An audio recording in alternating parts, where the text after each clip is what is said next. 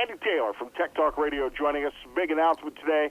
The iPhone 7, the Apple Watch 2, Super Mario, Pokemon Go on the Apple Watch, and those were the big news stories that I saw everybody tweeting about as the Apple event went down this afternoon. Oh, yeah. Absolutely. Oh, yeah. Let me ask you, which one were you more into, the Pokemon Go or the watch?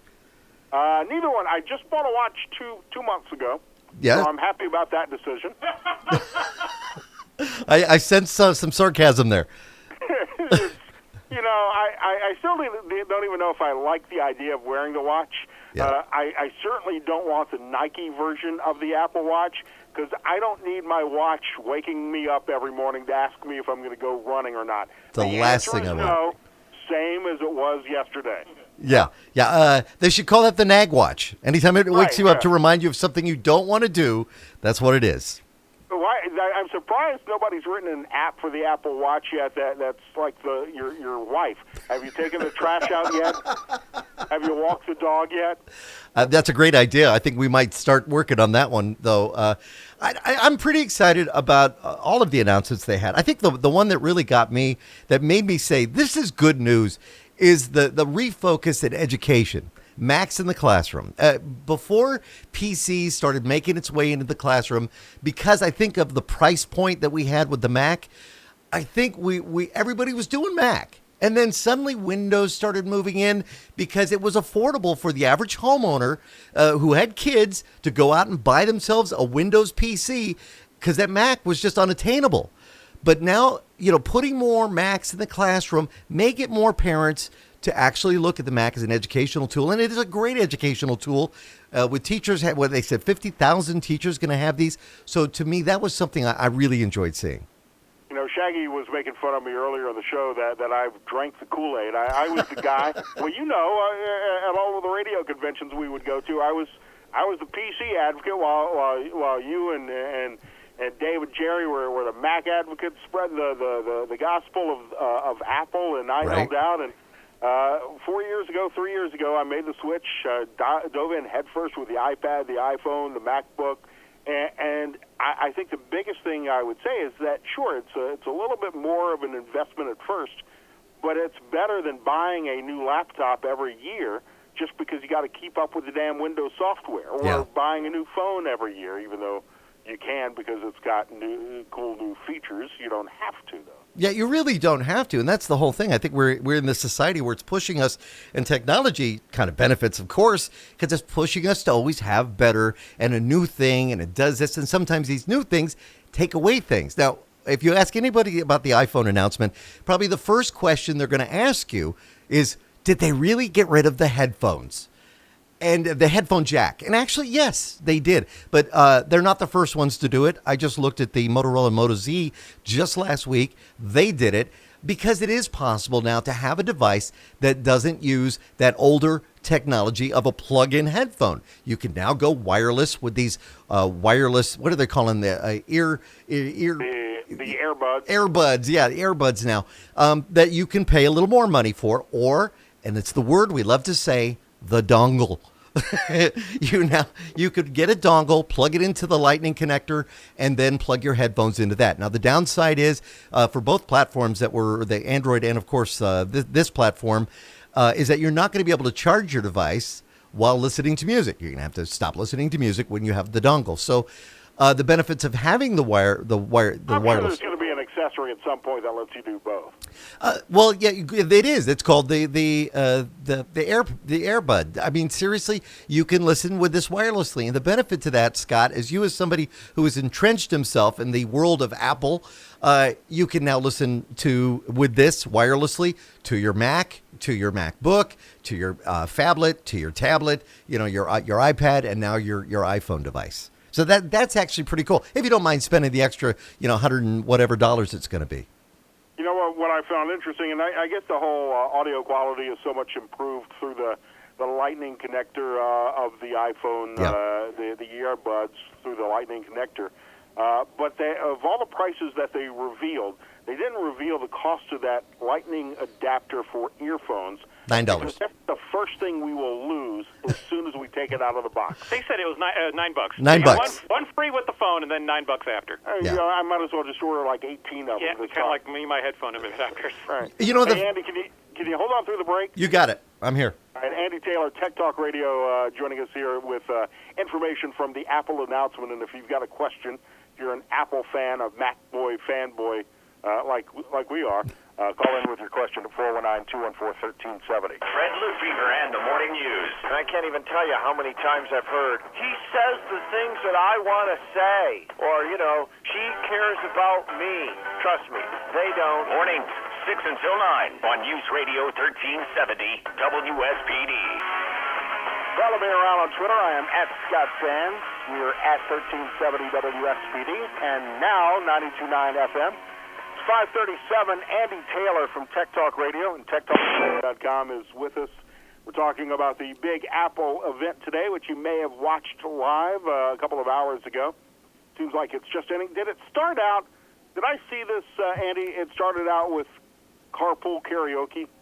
Yes. Yeah, Jamie Corden, he has to get everybody in that. That's, that's how that works, I guess.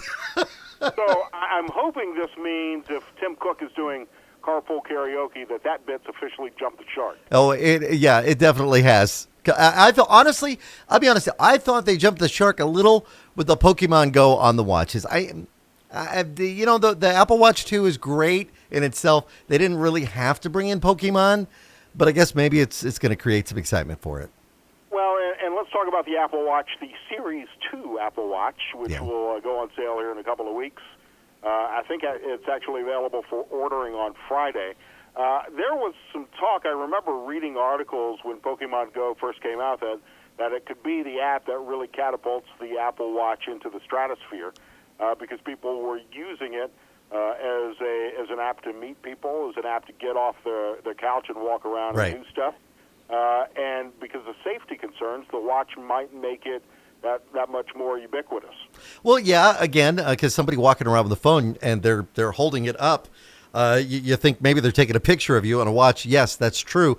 But to me, it just seemed like, okay, that's the least purpose that I'd want to use it for. I like some of the things that they were showing. That was one kind of, to me, and maybe I'm just an old curmudgeon, I just felt like, I don't need that one. That's one I don't need to worry about. But I do see the point. The biggest selling point was that it's now going to be water resistant 50 meters, so you can use it when you're swimming laps or in the pool. Well, yeah, because what do? I mean, we do that with our phones now. We forget, and we get into the pool, or we get in, to the hot tub or whatever. We might have our phone in our pocket, and next thing you know, it's destroyed. So now with the watch, you're really not going to have to worry about that much.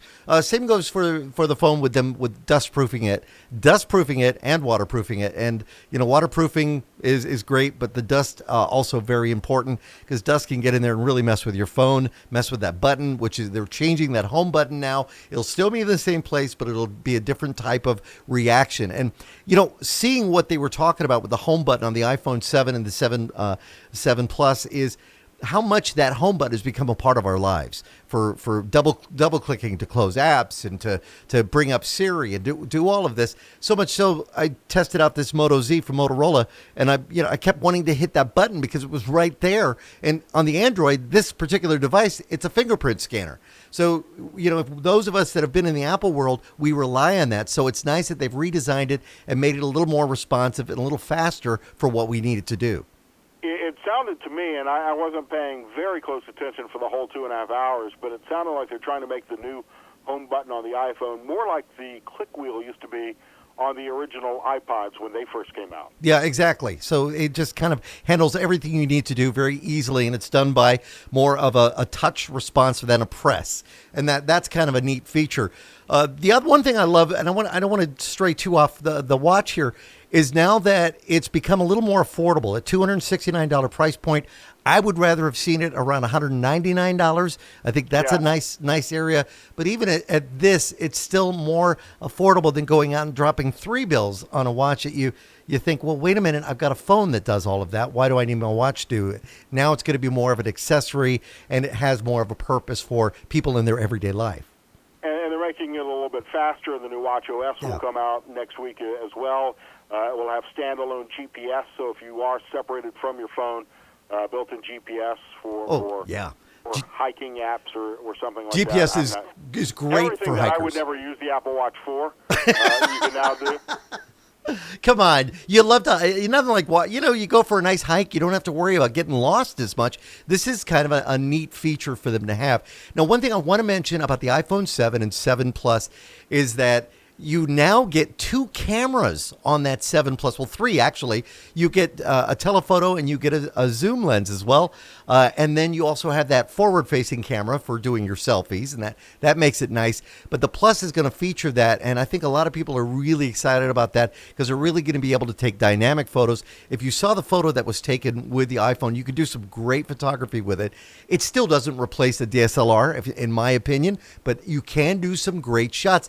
They now have an app where you're going to be able to get an app that'll do depth of field in photos. So, you get that shot where somebody is really in focus, but the background is more of a blur. You see that in a lot of wedding photos, a lot of headshots. It makes it a very nice feeling. And now you're going to be able to get that as an app.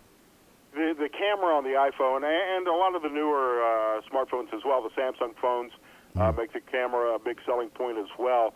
It's just the pixel quality on the camera phones now is amazing, because just 15 years ago, you would spend thousands of dollars for a top-of-the-line DSLR camera that maybe had 1 or 2 megapixels. Yeah, and now you have all of these capabilities that you would have with a DSLR, being able to adjust your ISO and some of those other features that photographers are familiar with.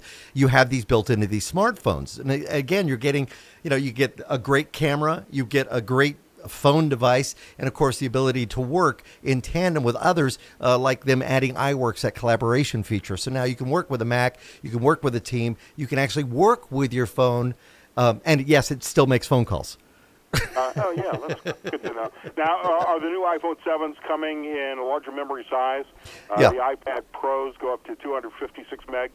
Well, now you're going to be able to start off at a low. So if you're starting out with an iPhone 7, an iPhone 7 Plus, you're now going to be able to start at a higher storage capacity than you were previously. You could start with 16, gigabytes if you wanted. Now you'll start with 32. They're phasing out that lower size for those devices, and you can go all the way up to 256 gigabytes, which is phenomenal storage for your device. But now we have the cloud. So, having the cloud makes it easier for us to store our stuff there. So that's kind of not been an issue as much. And that's available for a reasonable price of $20 to $50 a month. It's it all depends on the storage. It depends on where you go. I mean, you could use iCloud, you could use OneDrive. You're going to find different prices. You could use Google. You're going to find different prices on storage depending on where you're getting it at. Now, Andy, have you ever talked on Tech Talk Radio about the plans that are now available either through carriers or through Apple itself to do the new phone upgrade every year if you, instead of buying the phone outright, which is going to cost you anywhere from $600 to $1,000 to buy a new phone out of contract, or you can pay upwards of $30 a month and get a new phone every year. I haven't looked into that and done the research to determine whether or not that's valuable for a geek like me who wants the new phone every year. Well, for somebody who doesn't want to go and drop $700 right now, and they want to add it to their bill, they could do that. The other thing they could do, they could also contact Apple directly.